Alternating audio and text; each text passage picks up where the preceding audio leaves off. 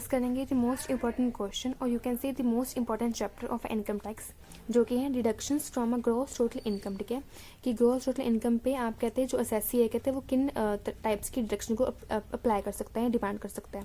सबसे पहली बात ये है कि कहते हैं ये जो डिडक्शन है, ठीक है, ये आपको सेक्शन 80 में बताई गई है। एंड सेकेंड चीज़ ये है कि ये जो डिडक्शन है, ठीक है, ये आप ग्रॉस टोटल इनकम पे ही अपील कर सकते हैं, डिमांड कर सकते हैं।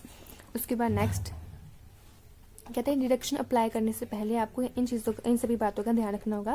कहते हैं इनकम, कहते हैं वो वाली इनकम जो बिल्कुल भी एलिजिबल नहीं है अपनी 80 की डिडक्शंस के लिए। वो कौन सी इनकम्स हैं?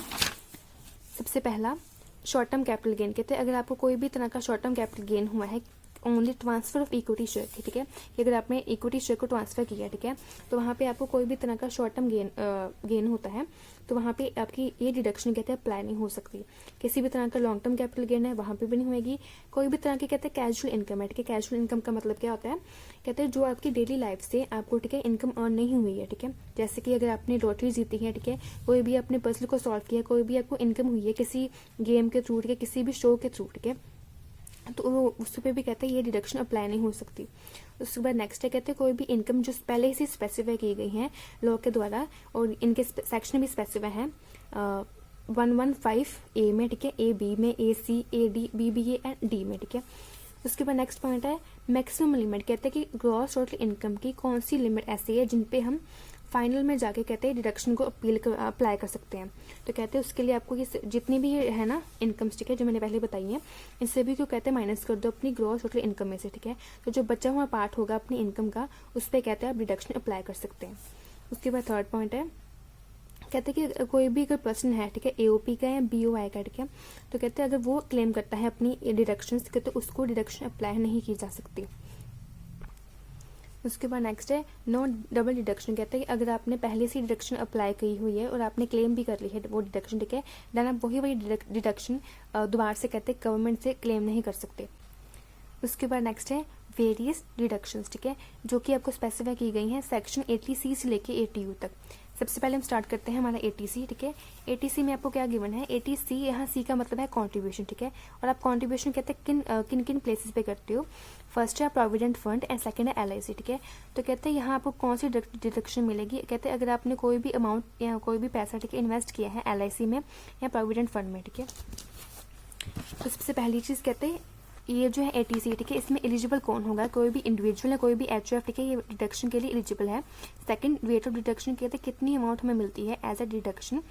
टोटली इन्वेस्टेड अमाउंट, जितना पैसा आपने इन्वेस्ट किया है, या तो 1,50,000 पर एनम के अकॉर्डिंग, दोनों में से जो भी अमाउंट कहते कम होगी वही आपको डिडक्शन के थ्रू माफ होगी। उसके बाद नेक्स्ट है क्वालिफाइंग अमाउंट फॉर डिडक्शन। कहते हैं कहाँ कहाँ हम अप्लाई कर सकते हैं इस डिडक्शन को पाने के लिए। तो सबसे पहली बात है प्रोविडेंट फंड के यहाँ, एंड यहाँ प्रोविडेंट फंड के आगे 4 टाइप्स बताई गई हैं: SPF statutory provident fund, RPF recognised provident fund, URPF unrecognised provident fund, PPF public provident fund. उसके बाद नेक्स्ट है LIC, ठीक है। LIC में का आगे कहते हैं इन्होंने 2-3 पॉलिसीज के नाम बताए हैं, जैसे कि जीवन धारा, ठीक है, जीवन अक्षय पॉलिसी एक्सेट्रा। एंड कहते हैं LIC की कुछ जो लिमिट है वो अलग से स्पेसिफाई की गई है आपको यहाँ पे। कहते हैं अगर कोई भी पॉलिसी, ठीक है, जो इशू की गई है 1/4/2012 से पहले, ठीक है, तो वहाँ पे आपको कहते हैं कितनी अमाउंट मिलेगी एज अ डिडक्शन। सबसे पहली एक्चुअल प्रीमियम, जितना आपने प्रीमियम पे किया है वो वाली अमाउंट, और यू कैन से 20% ऑफ सम इंश्योर्ड, ठीक है, दोनों में से जो भी अमाउंट कम होगी वो आपको माफ़ की जाएगी। उसके बाद नेक्स्ट है कहते हैं कोई भी पॉलिसी जो कि इशू की गई है 1/4/12 के बाद, ठीक है, उसमें कहते हैं जितना आपने प्रीमियम पे किया है वो वाली अमाउंट, या कहते हैं 10% ऑफ सम इंश्योर्ड, ठीक है, दोनों में से जो भी अमाउंट कम होगी वो कहते हैं आपको माफ़ की जाएगी। उसके बाद नेक्स्ट है कहते हैं वो पॉलिसी, ठीक है, जो आपको दी गई है 1/4/13 के पहले, 1/4/13 के टाइम पे, ठीक है, या उसके बाद, ठीक है। और यहाँ पे आपको स्पेसिफाई एक और चीज़ की गई है, कहते हैं जो आपने LIC की है, ठीक है, जो आपने LIC जिस पर्सन के भी पे की है, ठीक है, जिस पर्सन के लिए की है उस पर्सन के साथ कहते हैं कोई भी डिसेबिलिटी या डिसीज होना चाहिए उसको, ठीक है। तो कहते हैं यहाँ पे अमाउंट क्या स्पेसिफाई की गई है आपको? अगेन वही एक्चुअल प्रीमियम पे, जितना आपने प्रीमियम पे किया है, यहाँ तो 15% ऑफ अ सम इंश्योर्ड, ठीक है, दोनों में से जो भी अमाउंट कम है वो वाली अमाउंट आपको माफ़ की जाएगी। एंड LIC की कहते हैं कोई भी पॉलिसी है, ठीक है, उसका लॉक पीरियड जो है वो कहते हैं 2 साल होना चाहिए, ठीक है। इट मीन्स 2 साल में कहते हैं आपने मिनिमम उसको पॉलिसी को कोई भी सरेंडर नहीं करवाना, ठीक है, कोई भी आपने चेंजेस नहीं करवाने 2 साल तक। उसके बाद नेक्स्ट कहते हैं आपको और कई टाइप्स की LIC या कोई और कई टाइप्स के कहते हैं अपॉर्चुनिटीज़ बताए गए हैं, कहते हैं जहाँ पे आप अप्लाई कर सकते हो, बट आपने इतनी सारी याद नहीं करनी है, आपने इनमें से कुछ 2-3 ही याद करनी है, ठीक है। तो सबसे पहले ये है payment made towards C group insurance, ठीक है। अगर आपने कोई भी पेमेंट की है ग्रुप इंश्योरेंस के टुवार्ड, ठीक है। पेमेंट फॉर डेफर्ड एन्युटी, ठीक है। Deposit made in approved stationery fund, कोई हाउस लोन, ठीक है। कोई टर्म डिपॉजिट, ठीक है। बैंक के साथ कोई टर्म डिपॉजिट है, बट उसके साथ एक कंडीशन है कि टर्म डिपॉजिट का जो टाइम है, ठीक है, वो मिनिमम 5 साल का होना चाहिए। Amount deposit in a national housing bank, ठीक है। Amount deposit in a national savings scheme.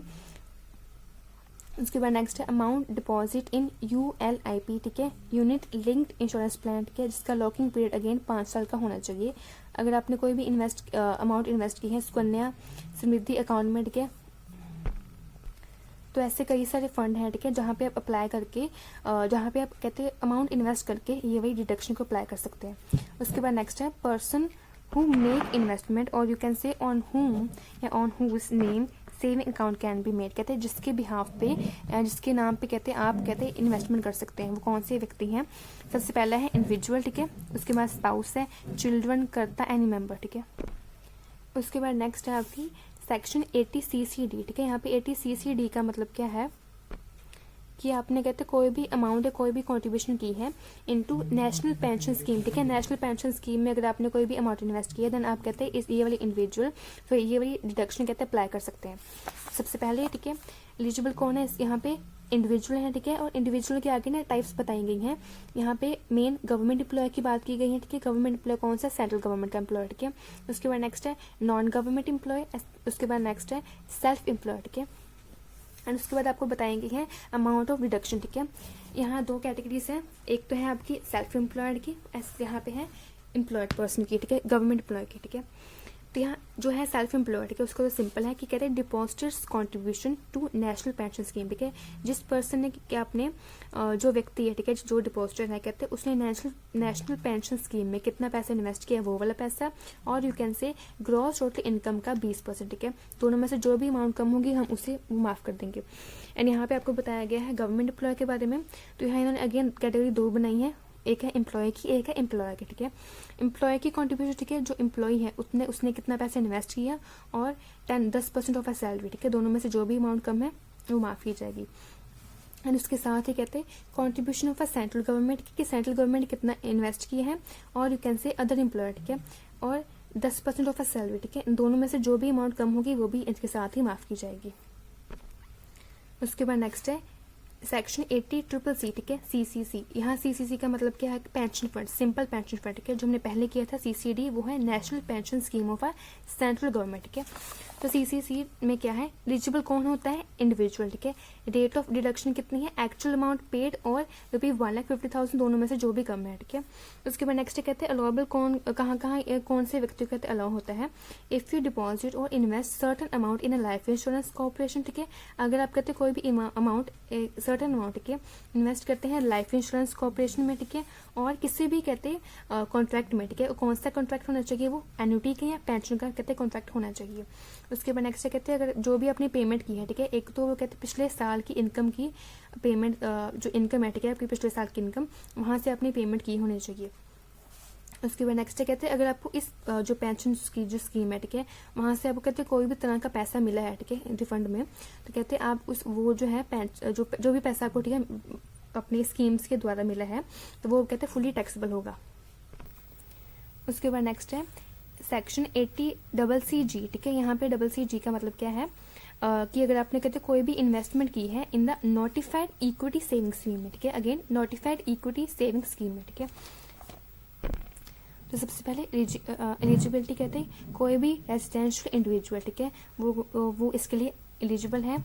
उसके बाद नेक्स्ट है कंडीशन, कहते हैं वो जो पर्सन है, ठीक है, जिसने इन्वेस्टमेंट की है मतलब इंडिविजुअल ने, उसकी ग्रॉस टोटल इनकम, ठीक है, वो 12 लाख से कहते हैं इंक्रीज नहीं होनी चाहिए, ठीक है। उसके बाद नेक्स्ट है कहते हैं कोई भी इन्वेस्टमेंट जो आपने की है वो कहते हैं किस कहाँ पे की होनी चाहिए, नोटिफाइड लिस्टेड इक्विटी शेयर्स में, ठीक है, जो कि स्पेसिफाई किए गए हैं इस स्कीम के द्वारा। उसके बाद कहते हैं उसका जो लॉक पीरियड है वो कितना होना चाहिए, 3 साल तक। उसके बाद कहते हैं कोई भी कंडीशन जो कि प्रिस्क्राइब की है वो भी कहते हैं आपको फुलफिल करनी होगी। उसके बाद लास्ट है assessee is a new retailer, कहते हैं कोई भी जो असेसी है, ठीक है, वो इस स्कीम के अकॉर्डिंग न्यू रिटेलर होना चाहिए, ठीक है। And next amount of deduction कितनी अमाउंट मिलेगी 50% ऑफ इन्वेस्टमेंट 50% इन्वेस्टमेंट और ₹25,000 ठीक है, दोनों में से जो भी कम है वो आपको एज अ डिडक्शन मिलेगा। And again period of deduction कहते हैं आपको कितने टाइम्स तक डिडक्शन दी जा सकती है, वो है 3 साल ठीक है। उसके बाद नेक्स्ट है 80D ठीक है, कहते हैं कि कोई भी आपने पैसा इन्वेस्ट किया है ठीक है किसी भी तरह की मेडिकल स्कीम में ठीक है, या आपने कंट्रीब्यूशन की है किसी भी तरह की सेंट्रल गवर्नमेंट हेल्थ स्कीम में ठीक है, देन वहाँ पे आपको डिडक्शन मिल सकती है। फर्स्ट है एलिजिबिलिटी ठीक है, HUF एलिजिबल है एंड इंडिविजुअल भी ठीक है वो है एलिजिबल है। उसके बाद मोड की बात की, कहते हैं आपने कोई भी एक इन्वेस्टमेंट की है यहाँ पे तो आपने स्पेसिफाई कि वो ऑनलाइन पेमेंट ही की होनी चाहिए ठीक है, एंड आपकी जो इनकम है अगेन वो पिछले साल की इनकम से ही आपने कहते हैं ऑनलाइन पेमेंट की होनी चाहिए। उसके बाद कहते हैं पेमेंट बाय इंडिविजुअल, पेमेंट जो इंडिविजुअल है कहते हैं वो किन के लिए पेमेंट कर सकता है। सबसे पहले इन 2 कैटेगरी बनाई है यहाँ पे, फर्स्ट है खुद के लिए ठीक है, स्पाउस के लिए, डिपेंडेंट के लिए और चिल्ड्रन के लिए ठीक है, एंड यहाँ सेकंड कैटेगरी है अपने माता पिता के लिए ठीक है, पेरेंट्स के लिए और अपने पार्टनर के लिए ठीक है। उसके बाद नीचे आपको अलग अलग बताएंगे ये स्कीम्स ठीक है। तो सबसे पहले देखते हैं हम पेरेंट्स की और पार्टनर्स की स्कीम ठीक है, तो उनकी ये वाली स्कीम सेम ही है।